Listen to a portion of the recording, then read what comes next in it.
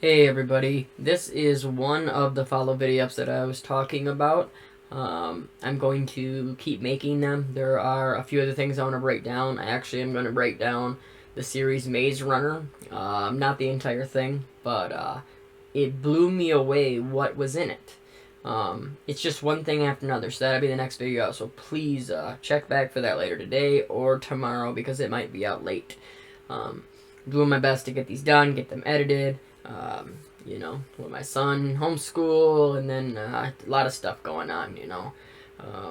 So, we're just going to get into this. So, this is one of the articles, okay? State lawmakers urge Governor, I think it's Ige, I don't know for sure how to pronounce it, but to use federal detention centers to quarantine inmates.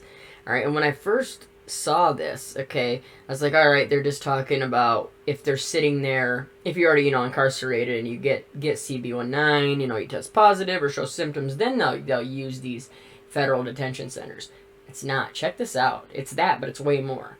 This was posted on the 27th, okay, of August, so just a couple days ago, coming out of Hawaii, okay? Honolulu, it says, House Speaker Scott K. Sayaki and several other state representatives have sent a letter to Governor David Ige asking that he take all measures necessary to lease additional inmate space at federal detention centers. Are you catching this? Now, you just saw my video, right, that I put up just a little bit ago.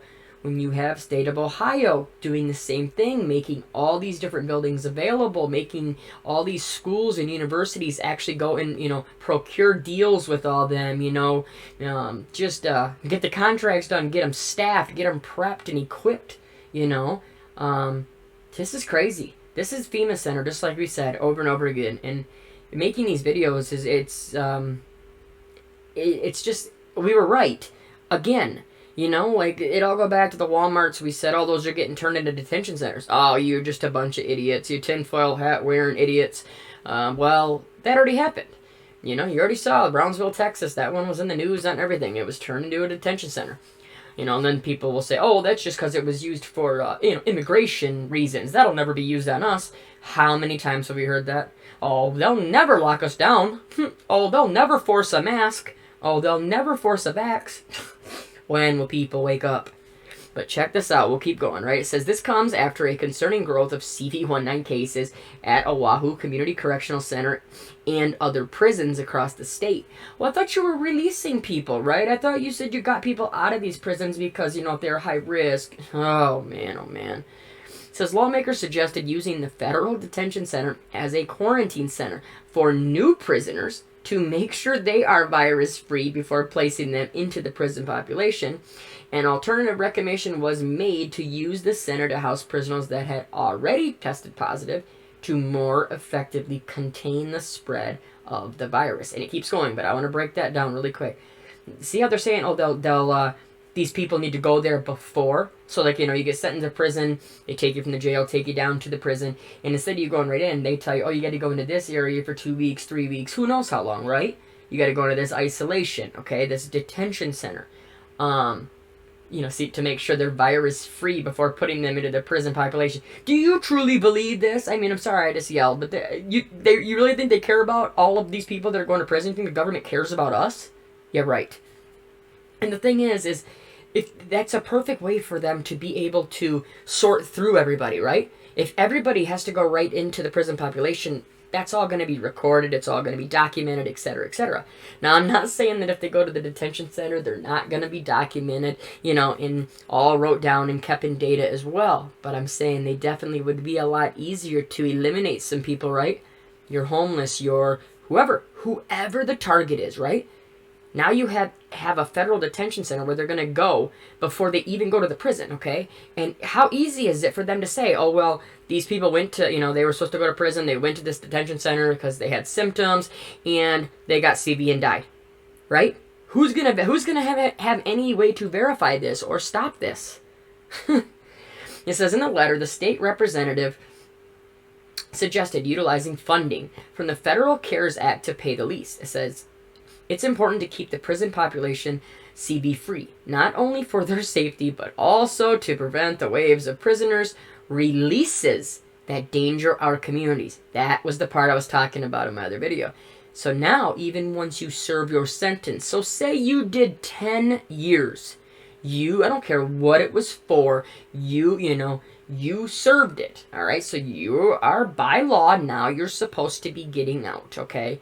Now, instead of you being released, now they get another chance to do what they want to do with you, right?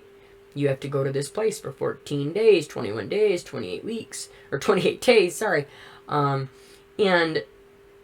it's just another way where they can do what they want with us, right? Anybody. This has to be screaming to people. It says the letter also highlighted the concern for released prisoners who could possibly be asymptomatic carriers of CV-19. Lawmakers explained that released prisoners often end up homeless and have nowhere to effectively quarantine that doesn't risk the spread to the community. See? So they're going after the homeless, they're going after your prisoners, they're going after all of us. This is a step-by-step plan. You have to see it. I know you do. If you are one of my subscribers, you are on top of this. You all are. And that's why we're seeing this kind of stuff. It says we need to prioritize the safety of inmates, prison guards, and supporting staff in the greater community by isolating incoming and infected prisoners in the federal center, which would protect everyone. That's right, everybody. Lock everybody up. Throw everybody in these detention centers, and that's for the greater good. It's just, it's just, I know I say it a lot that it's crazy, but, you just keep seeing this same stuff like this over and over and over again. It's just, there's so much going on right now. Okay, in here, I wanted to put this in the other video, but it was getting too long. So this is directly from FEMA's website, okay? Because I wanted to look up everything on your non-congregate shelter, okay? So I wanted to see, what it says, right? And like I was telling you how everything goes back to the state, right? The 30th. Like North Carolina's did, so many other states, right? South Carolina, they all went back to this date. So, people thought that, if anybody thinks this is just starting to happen, it's not. It's a perfect plan. It's been planned step by step by step, right? But I don't want to read all this. I want to show you just a few things, though, okay? Off the top, it just starts about it being done by Donald Trump. On the 13th, 2020, he declared the national, emergency declaration for CV, right? And then FEMA got into it, you know what I mean? And now they're going to do what they want to do. This document provides answers to frequently asked questions about non-congregate shelter during the Secretary of Health and Human Services declaration of a public health emergency for CV-19. See, that's what this is all about. That's why the public health emergency, was even called out in the first place,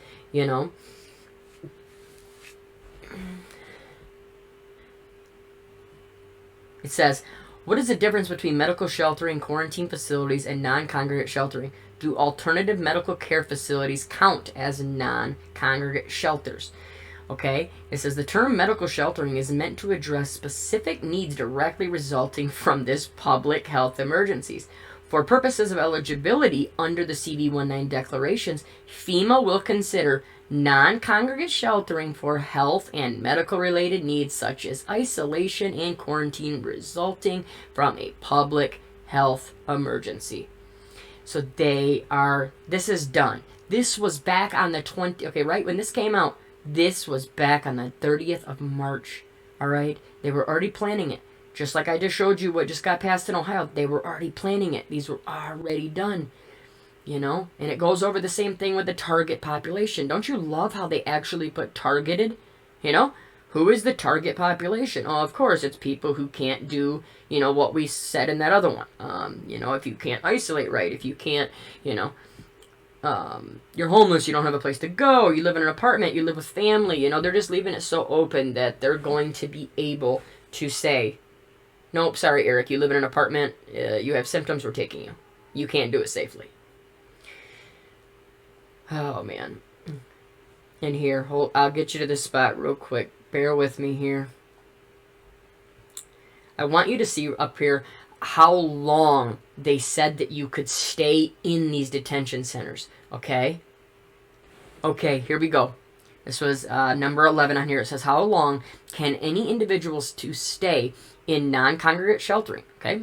says, how long can a non-congregate sheltering mission last? Okay, so 10, how long can I keep you in these shelters, okay, by these rules? Like, they're going to actually follow them. But guess how long they say. Get ready for this. It says the length of the non-congregate sheltering depends on the needs in each area and will be in accordance with the guidance and direction from appropriate health officials. It says sheltering eligibility for sheltering activities may not extend beyond the state or local public health order or the HHS public health emergency for CV19. Here we go. Length of the sheltering for individuals is based on health guidance and be limited to what is needed to address the immediate threat to the public health and safety. The mission will depend on the level of community transmission in each area. Areas with high rates of community transmission, hospital admissions, and fatalities may need up to 8 weeks. Yeah, you just heard that. 8 weeks. There's no 14 days. There's no 10-day quarantine. Right here it shows they will hold you in these detention centers for up to 8 weeks. And then still, who knows if they won't just say, oh, it's still too we still don't want to line you up. Please share this information. This is all right in front of us now. And if we do not, get this out there, then we truly are... We're just leaving people, without the information. I know everybody that they might not all look for it, but the more that we can show it to them, you know what I mean, the more they have a chance. Maybe we can save one more. And here was another really important part I wanted to read, okay? How will we handle congregate and non-congregate sheltering missions for future disasters in area impacted by CV19? I've been screaming about that. I've been saying that over and over and over again.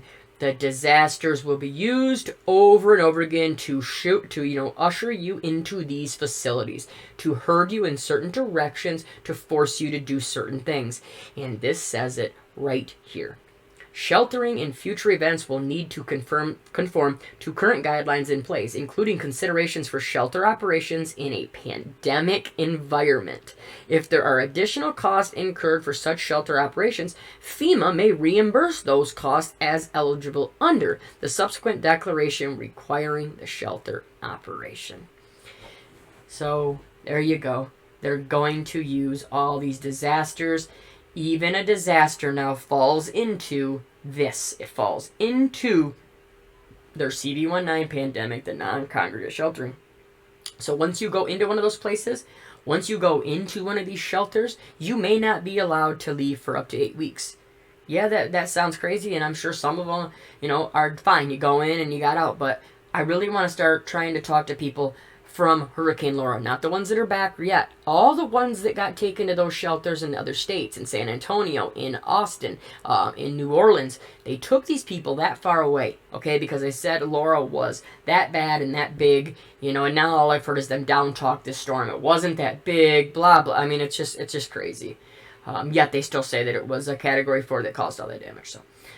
I actually have a video coming up on that. I want you to hear how they explained why the surge was what it was. Or was it what it wasn't. But, alright, we'll leave this here. Get this edited for you, and everybody just share it. Share it with your family. Make a plan. Do whatever you have to do to make sure that your family knows exactly what to do when this happens. Okay? Because it is going to happen. Do not fear it. Do not panic. Just be ahead of them, okay? If you can be 2 steps, 3 steps ahead of the government when it comes to something like this, it just gives you such a better chance of survival. So trust me, you and your family's lives will depend on it, just as mine will. So I love you all. Stay safe. Stay strong. No fear. We'll talk to you soon. God bless.